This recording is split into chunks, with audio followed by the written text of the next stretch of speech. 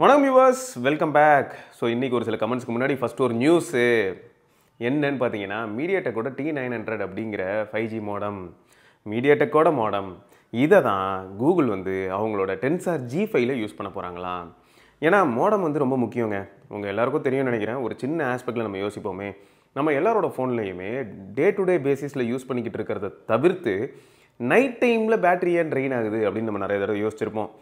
முக்கியமாக சொல்லப்போனால் நம்ம வந்து மொபைல் டேட்டா, ஒய்ஃபை எல்லாத்தையும் டர்ன் ஆஃப் பண்ணாலும் கூட ஓவர் நைட்டில் எனக்கு 10%, 15%, 20% ட்ரெயின் ஆகுது ப்ரோ, ஏனே தெரில அப்படின்னு சொல்லி நிறைய பேர் நிறைய கம்ப்ளைண்ட்ஸ் வச்சுருப்பாங்க.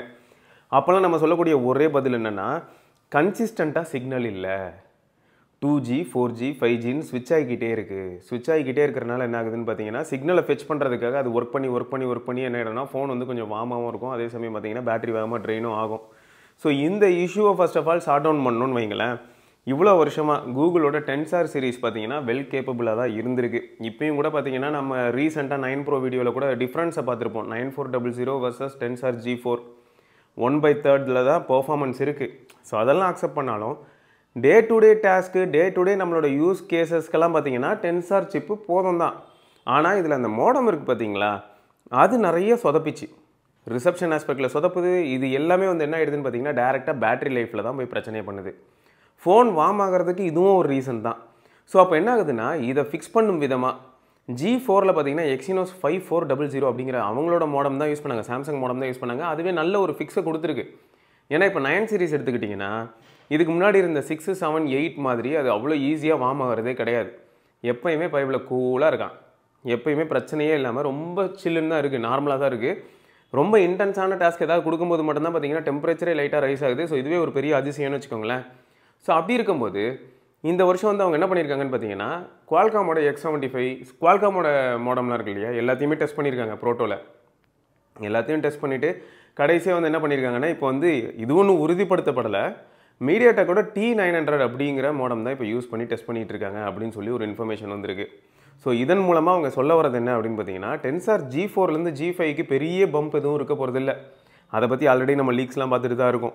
ஸோ 10% ஜம்ப் இருந்ததுனாலே பெரிய விஷயம் தான். ஏன்னா கூகுளுக்கு அதுக்கு மேலே பெரிய ரெக்குயர்மெண்ட் எதுவும் இருக்கிற மாதிரி தெரியல. அவங்க என்ன சொல்கிறாங்கன்னா, எங்களுக்கு வந்து NPU ஆஸ்பெக்டில், ISP ஆஸ்பெக்டில் எங்களுக்கு அங்கே தான் ரொம்ப முக்கியமாக இருக்குது. ஏன்னா மற்றபடி வந்து நாங்கள் இருக்கிற CPU, GPU வச்சு ஃபோன் இருக்கலே ஸ்மூத்தாக தான் நாங்கள் வந்து ரன் பண்ணிக்கிட்டு இருக்கோம். இனி வரைக்கும் எந்த பிரச்சனையும் கிடையாது. சொல்லப்போனால் ஆண்ட்ராய்ட் 16 வந்ததுக்கப்புறமும் நீங்கள் Pixel 6 பாருங்கள், அதுவே ஸ்மூத்தாக தான் இருக்கும். அப்படின்ற மாதிரி இருக்கும்போது அப்போ இந்தளவுக்கு ஆப்டிமைஸ்டாக இருக்குன்னா, இவங்க வந்து தேவையில்லாமல் 3 மில்லியன் 4 மில்லியன் ஸ்கோரை நோக்கிலாம் அவங்க ஓடுற மாதிரி தெரியல.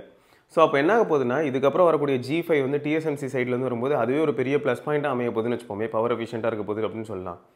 அதை தாண்டி மோடம் ஆஸ்பெக்ட்லேயும் அவங்க வந்து ஃபிக்ஸ் பண்ணியிருக்காங்க அப்படின்னா, இன்கேஸ் இந்த மீடியாடெக் மோடம் வந்து ஒரு நல்ல சொல்யூஷனாக அமையும் பட்சத்தில், அப்போ ஓவராலாக நம்ம வந்து Pixel 10 சீரிஸ் இருக்கிறதுலேயே சூப்பராக இருக்கிறதுக்கான பாசிபிலிட்டி இருக்குது.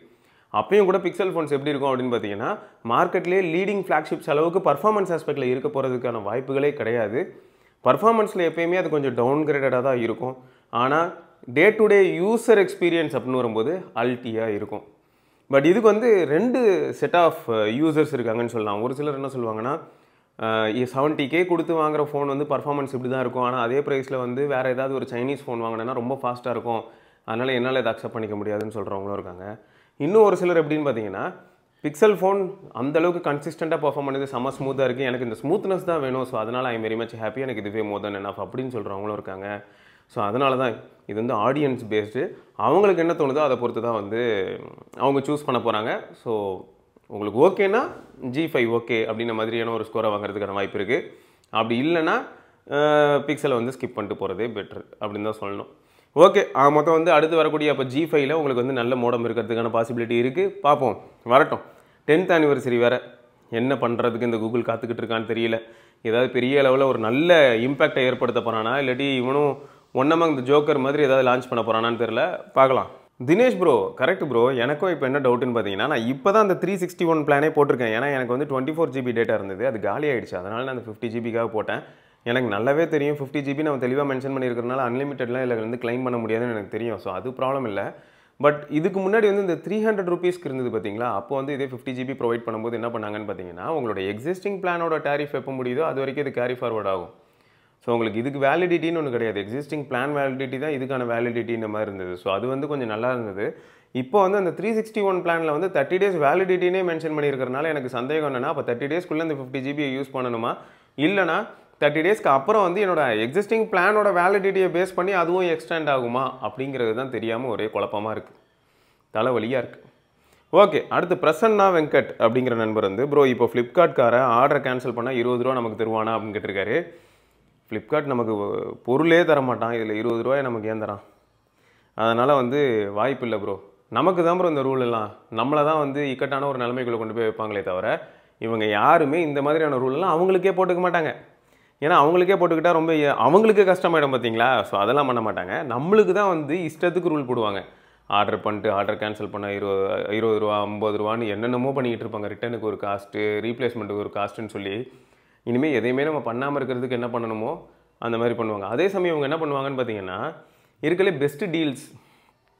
இப்போ கூட நம்ம பார்த்தோம்ல, இந்த பிக் பில்லியன் டேஸ் இந்த மாதிரியான டைம்லலாம் கிரேசியான டீல்ஸ் வந்தது. டீல் வந்து உண்மை தான்.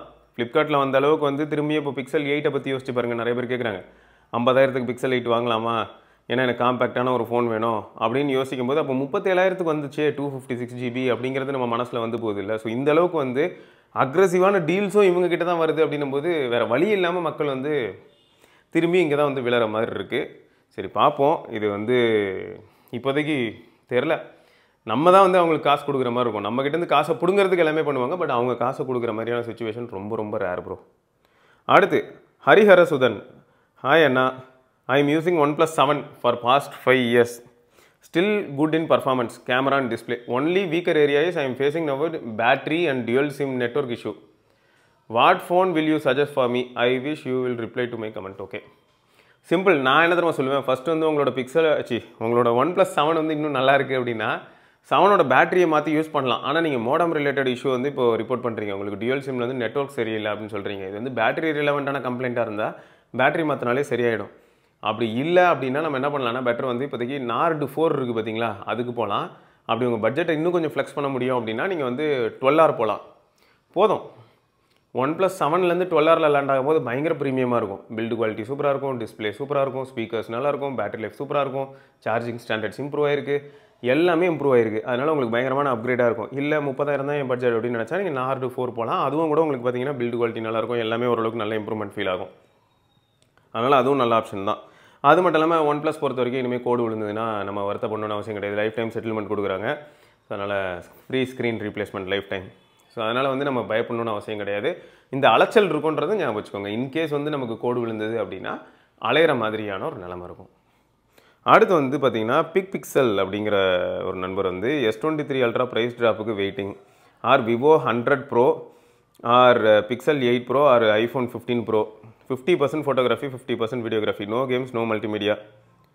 ஓகே, ஸோ வீடியோகிராஃபியும் வேணும் ஃபோட்டோகிராஃபியும் வேணும் அப்படின்னு சொன்னனால S23 Ultra இல்லாட்டி iPhone 15 Pro இந்த ரெண்டும் தான் ஆப்ஷனாகவே நான் வைப்பேன். ஏன்னா வீடியோகிராஃபி உள்ளே வந்தனால மீதி 2 பேருமே ரூல்ட் அவுட் ஆகிடுறாங்க. Pixel 8 Pro ஓரளவுக்கு வீடியோ நல்லாவே எடுக்கும். இருந்தாலும் ஒரு சில சின்ன மிஸ்டேக்ஸ் இருக்கிறனால பிக்சல் இந்த இடத்துல நான் ரோல் அவுட் பண்ணுறேன். ஸோ அப்படி இருக்கிறனால என்ன ஆகுதுன்னா, ஒன்று நீங்கள் ஐஃபோன் போனோம், அப்படி இல்லைனா வந்து சாம்சங் போனோம். ஸோ இந்த ரெண்டுத்துக்கு இடையில தான் நீங்கள் ட்ராவல் பண்ணுற மாதிரி இருக்கும். இப்போ இதில் இன்னொரு ப்ராப்ளம் என்னென்னா 50% ஃபோட்டோகிராஃபின்னு சொன்னீங்கல்ல. இப்போது இதில் பாருங்களேன், சும்மா ஒரு ரேங்கிங் மாதிரி போடுவோம். ஃபோட்டோகிராஃபியை மட்டும் நான் கன்சிடர் பண்ணுறதா இருந்தால் Vivo X100 Pro first place போயிடும். சாம்சங் கொஞ்சம் நல்லா தான் இருக்குது, இருந்தாலும் அதில் இருக்கக்கூடிய சென்சார்ஸ்லாம் லோ லைட்டுக்கு கண்ணை மிஞ்சி போன மாதிரி இருக்குது. 10 மெகாபிக்சல் வச்சுக்கிட்டு ஒன்றும் உருட்ட முடியல. ஸோ அதனால் என்ன ஆகுதுன்னு பார்த்தீங்கன்னா, விவோக்கு ஃபஸ்ட் ப்ளேஸ் கொடுக்கலாம். ஃபோட்டோகிராஃபி அப்படின்னு வரும்போது கொஞ்சம் கன்சிஸ்டன்சி இந்த மாதிரியான ஆஸ்பெக்ட்லாம் வச்சு பார்க்கும்போது, ப்ளஸ் இந்த பெரிஸ்கோப் இந்த மாதிரியான செட்டப்லாம் வச்சு பார்க்கும்போது பிக்சலுக்கு செகண்ட் ப்ளேஸ் கொடுக்கலாம். அதுக்கப்புறம் S23 Ultraவும் iPhone 15 Proவையும் கொஞ்சம் நெக் டு நெக் வச்சு விட்டுறலான்னு வச்சுக்கோங்களேன். இப்போது லோ லைட் எல்லா ஆஸ்பெக்ட்டும் எடுத்துகிட்டு வரும்போது கொஞ்சம் மிக்ஸ் ஆகும். ஸோ இது எல்லாத்துலேயுமே சாலிடாக பர்ஃபார்ம் பண்ண போகிறது யாருன்னு கேட்டிங்கன்னா X100 Pro தான் ஃபோட்டோகிராஃபியில். இதே வீடியோகிராஃபி அப்படின்னு வரும்போது என்ன ஆகுன்னு பார்த்தீங்கன்னா, இப்போ எடுக்கிறேன்ல இந்த மாதிரி இண்டோரில் எடுக்கிற ஐடியாலாம் இருக்குது, எல்லாமே அவுட்டோர் இண்டோர் எல்லாத்துலேயுமே எடுக்கிற மாதிரி ஐடியா இருக்குன்னா ஃபஸ்ட் ப்ளேஸ் கோஸ் டு ஒரு எட்ஜி கண்டிப்பாக ஐஃபோனுக்கு இருக்குது. ஸோ ஐஃபோன், அதுக்கப்புறம் S23 Ultra, அதுக்கப்புறம் pixel, last place goes to Vivo. So இப்போ உங்களுக்கு ஒரு ஐடியா கிடச்சிருக்கும். இதை பேஸ் பண்ணி நீங்கள் வந்து யோசிச்சுக்கோங்க. உங்களுக்கு ஃபோட்டோஸ் தான் நீங்கள் இருக்கலே அதிகமாக எடுக்க போகிறதா இருந்தால் விவோ தான் வின்னர். வீடியோ தான் இருக்கலே அதிகமாக எடுக்க போகிறீங்க அப்படின்னா ஐஃபோன் தான் வின்னர். இதை வச்சு நீங்கள் வந்து ஒரு டிசிஷனுக்கு வந்துக்கலாம். ஓகே, ஸோ அடுத்து வந்து பார்த்தீங்கன்னா சாய் மணிகண்டன் அப்படிங்கிற நண்பர் வந்து why brands are not considering compact phones in budget segment. இதுக்கு ஒரு பெரிய எக்ஸ்ப்ளனேஷன் கிடச்சிது ப்ரோ. அதுக்கப்புறம் நான் அதை பற்றி யோசிக்கிறதே நான் நிறுத்திட்டேன். நீங்களும் யோசிச்சு பாருங்கள், நான் சொல்கிறத பற்றி உங்களுக்கு என்ன தோணுது எப்படின்னு நீங்கள் சொல்லுங்கள். ஏன்னா எனக்கு இந்த டேட்டா கிடைக்கும் போது எனக்கும் புதுசாக இருந்தது, பட் அக்செப்ட் பண்ணிக்கிற மாதிரி இருந்தது. இதை நீங்கள் அக்செப்ட் பண்ணணும்னு அவசியம் இல்லை, நான் அந்த டேட்டாவை அப்படியே உங்களுக்கு தரேன். நீங்கள் யோசிச்சுட்டு உங்களோட பதிலை சொல்லுங்கள். மேக்ஸிமம் இந்த 10,000 ரூபாயிலேருந்து 15,000 ரூபாய் அப்படிங்கிற ப்ரைஸ் செக்மெண்ட் வந்து எப்படி இருக்குது அப்படின்னு பார்த்தா, இந்தியாவில் இருக்கக்கூடிய பெரும்பாலும் பெரிய பாப்புலேஷனுக்கான ஒரு பட்ஜெட் அப்படின்னு சொல்லலாம். ஸோ இந்த 10,000 ரூபாய்க்கு அவங்க வாங்கும்போது என்ன ஆகும் அப்படின்னு பார்த்தீங்கன்னா, இந்த ஒரு ஃபோனை வாங்குறதுக்கு தான் அவங்களுக்கு வந்து முடியுமே தவிர, ஃபோனுக்கு ஒன்று வாங்கி, டேபுக்கு ஒன்று வாங்கி, லேப்டாப்புக்கு ஒன்று, அந்த மாதிரி ஒவ்வொன்றுத்துக்கும் தனியாக வந்து அவங்களால பணம் செலவு செய்ய முடியாது. ஸோ இதுவே 60,000 70,000க்கு காம்பேக்ட் ஃபோன் வருது பார்த்தீங்களா, அதை வாங்குறவங்கலாம் எப்படி இருக்காங்க அப்படின்னு பார்த்தா எக்கனாமிக்கலி வெல் செட்டில்டாக இருக்காங்க. ஸோ அவங்க என்ன பண்ணுறாங்கன்னா, எனக்கு ஃபோன் அப்படிங்கிறது காம்பேக்டாக இருக்கணும், பவர்ஃபுல்லாக இருக்கணும், எனக்கு பேட்டரியில் நிற்குதுங்கிறதெல்லாம் செகண்டரி, எனக்கு காம்பேக்டாக ஒரு நல்ல ப்ரீமியம் ஃபோன் வேணும்னு சொல்லிட்டு 70,000க்கு தனியாக ஃபோன் வாங்குறாங்க. அப்புறம் 25,000லேருந்து 30,000க்கு ஒரு டேப் வாங்குறாங்க, ஐபேடு கூட வாங்குறாங்க. அதே சமயம் லேப்டாப் ஒன்று 40,000 50,000க்கு வாங்குறாங்க. ஸோ அப்போது எல்லாத்தையுமே ஒரு பர்பஸ்க்கும் தனித்தனியாக அவங்களால ஒவ்வொரு விஷயத்தை வாங்க முடியுது. இப்போ மீடியா கன்சம்ஷன் வரும்போது டேபுக்கு போயிடுறாங்க. ஃபோன் பர்ஃபார்மன்ஸ், ஒரு ஃபோன் வேணும் அப்படின்னும் போது காம்பேக்டாக ஒரு ஸ்டைலிஷாக ஒரு ஃபோன் வச்சுக்கிறாங்க. ஆஃபீஸ் ஒர்க் இந்த மாதிரியான ஃபேக்டர்ஸ்லாம் வரும்போது அதுக்கு வந்து ஒரு லேப்டாப் வச்சுக்கிறாங்க. பட் நல்லா யோசிச்சு பாருங்களேன், இந்த 10,000 செக்மெண்ட்டில் செலவு பண்ணுற நிறைய பேர் வீட்டில் எப்படி இருக்குன்னு பார்த்தீங்கன்னா, அந்த ஃபோனே தான் லேப்டாப்பாக வேலை செய்யும், அந்த ஃபோனே தான் டேப்லெட்டாக வேலை செய்யும், அந்த ஃபோனே தான் ஃபோனாகவும் வேலை செய்யும். அப்படிங்கிறனால தான் என்ன ஆயிடுதுன்னா, பட்ஜெட் செக்மெண்ட்டில் இருக்கலே பெரிய டிஸ்பிளே யார் கொடுக்குறாங்களோ அவங்க தான் வின்னராக வராங்க. இந்த ஸ்டாட்ஸ் எல்லாம் எதை பேஸ் பண்ணி கிடச்சிது அப்படின்னு பார்த்தீங்கன்னா, வெளியில் சேல் ஃபிகரை பார்க்கும்போது தான் நமக்கு கிடைக்க ஆரம்பிக்குது.